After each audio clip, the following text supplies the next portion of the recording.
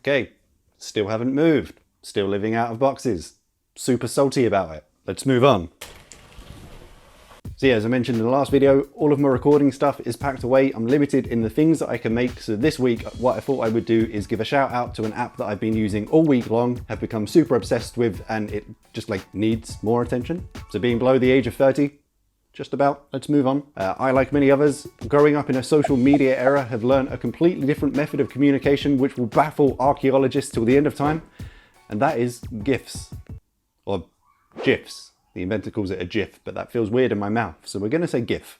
But yeah, I can hold a complete conversation with just GIFs. They're a fantastic tool for giving a visual representation of how I'm feeling in that exact moment. And for people like me who watch a lot of TV and movies, it's the only chance we get to use our giant encyclopedia of references unless you're part of some kind of weird pub quiz. And most importantly, sometimes I'm just too lazy to respond to you. Here's a GIF. So the app we're talking about is called Morphin. It's a free app on both iOS and Android by a company called Uranium. And as you can tell from the title of the video, it basically allows you to insert yourself into your favorite GIFs. So when you first launch the app, I really like their kind of onboarding journey. It's like a smart assistant having a conversation with you, telling you how to get started and how to get the best results. To start off with, you need to take a selfie, and it will explain how you need to be in a well-lit room, possibly against a blank wall, and have a completely neutral expression. You basically need to think of it like a passport photo. The reason for it needing a blank, emotionless, dead inside expression is basically when it puts your face into a GIF, it will recreate whatever emotion is in that GIF. So if the subject in the GIF is angry or smiling, it will manipulate your photo to do the same. And in terms of variety of GIFs, considering this is a free app, at the moment there's over 150 different GIFs to choose from, which you can put yourself into, and they're adding more every day. Actually, in the time between prepping for this video and recording it, gone onto the app, they've added 4 new ones. So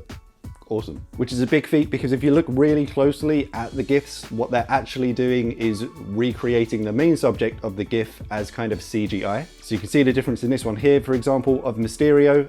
Instead of just the face, they have recreated the entire subject as CGI. And to me, it looks like that improves the overall consistency of the GIF, instead of just trying to slap your face on something and have it look out of place and not quite right compared to the rest of the image. So once you've taken your selfie, you've selected the GIF you want to insert yourself into, it will start a rendering process which takes like 10 to 15 seconds. And in case you're thinking, Mark, it's 2019, I need constant mental stimulation, what am I supposed to do? Well, I've actually included quiz questions on the subject of the GIF that it's rendering for you, which is even more impressive when you think about it. There's like 6 or 7 quiz questions that I've seen without them repeating, times that by over 150 GIFs. They've had to come up with a lot of quiz questions just to keep you occupied. So as well as the selfie that you've taken in the app, you can also upload existing photos and take the faces from there. So either an existing photo of yourself, or maybe find one of someone else and really fuck with them by sending them a GIF of themselves. And then a nice little extra, they also have a library of celebrity faces that you can use as well. It's basically the most innocent form of deepfakes currently on the internet. So because this is an early version of the app, they've said results may vary, and it's for that reason that the app is still free.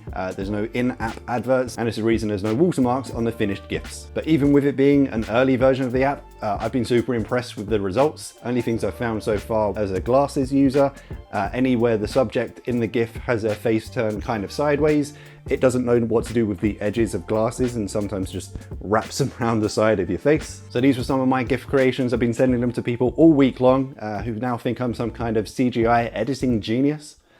I may have forgotten to correct them, but yeah, I'd love to see your ones. If you get the app, send me your best ones on Twitter right here so I can have a look at them. If you enjoyed the video, found it somewhat helpful, or found a CGI version of myself hauntingly arousing, remember to give the video a thumbs up. If you haven't already, remember to subscribe to the channel, and as always, I shall see you in the next one.